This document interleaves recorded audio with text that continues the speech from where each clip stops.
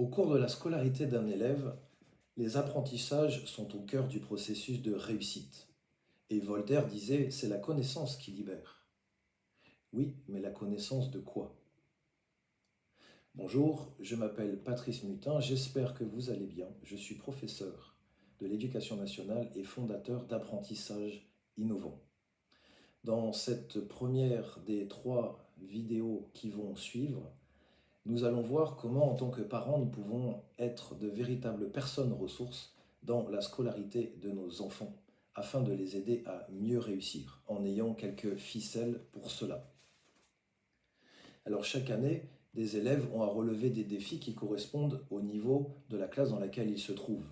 Et en fonction des années, cela évolue vers des difficultés croissantes, bien évidemment. On démarre avec lire, écrire, compter, et petit à petit, il faut apprendre à s'organiser, apprendre à bien mémoriser, bien évidemment. Il faut apprendre aussi à synthétiser nos idées, etc., etc.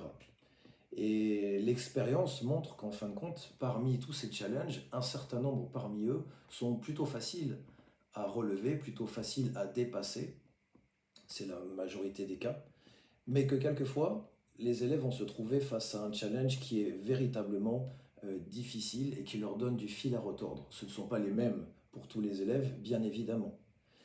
Et par exemple, Martin, un élève qui, en classe de primaire, révisait ses évaluations au dernier moment, ses contrôles au dernier moment, par exemple en histoire, et ça fonctionnait très bien.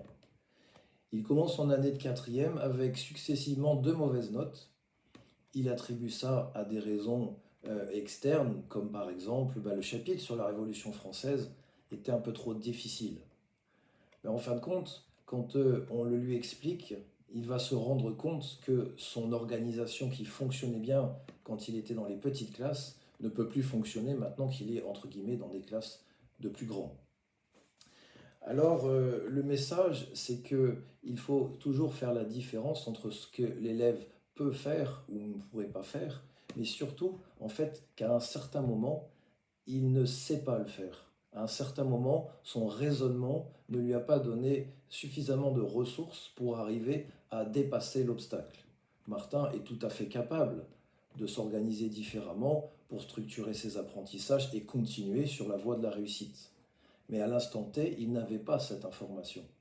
Et le travail à faire avec ce genre d'élèves et dans ce genre de situation, c'est précisément de se positionner et d'intervenir juste avant tous ces instants, tous ces moments où les élèves vont avoir une difficulté, un vrai challenge qu'ils n'arrivent pas à solutionner seuls. Et en tant que parents, notre rôle consiste à intervenir juste avant ces moments où ils se sont de véritables challenges ou pendant.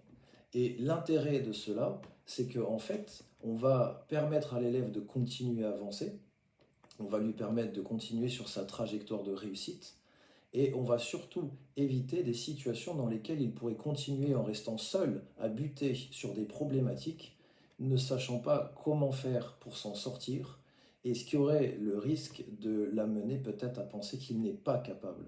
D'où la distinction dont je parlais, la différence entre ne pas pouvoir et ne pas savoir faire quelque chose. Donc en réalité, accompagner son enfant à ce moment-là est vraiment une chose fondamentale qui permet de le propulser et de couper court à tout risque de piétinement et de stagnation. Dans ces situations, un élève qui fait cela, c'est un élève qui fait plus qu'apprendre.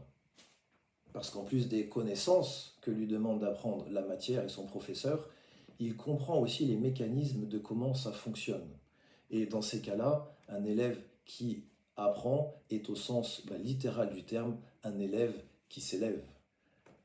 Alors, dans la prochaine vidéo, nous verrons concrètement comment accompagner un enfant sur le chemin de la réussite en étant une personne ressource.